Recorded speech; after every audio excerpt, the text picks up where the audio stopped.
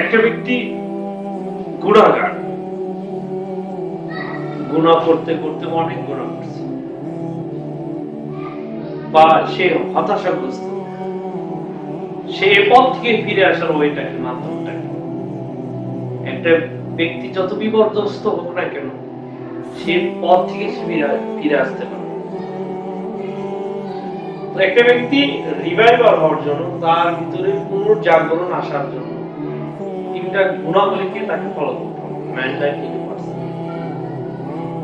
একটা ব্যক্তিকে প্রথমে ভাবতে হবে যে আমি কোথা থেকে আসলাম, সো এই জায়গায় আমার কাজ কি, আবার আমি কোথায় যাব, আমার রেসপন্সিবল কি, মানে কে আমাকে পাঠাইলো, তাই না?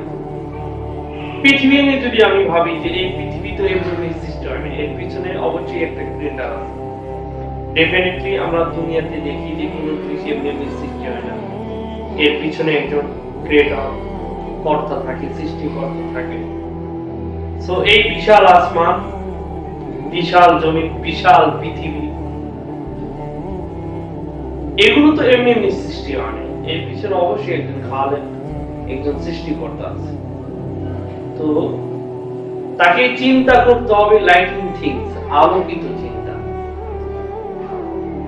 এবং সে এই লাইটিং থিংস, আলোকিত চিন্তা নিয়ে যদি সে গবেষণা করে, একটা পর্যায়ে সে রিভাইভাল হবে অবশ্যই। এই জন্য আমাদের কনসেপ্ট এটাকে পরিষ্কার করতে হবে। এটা যখন পরিষ্কার হবে, আমাদের সবকিছু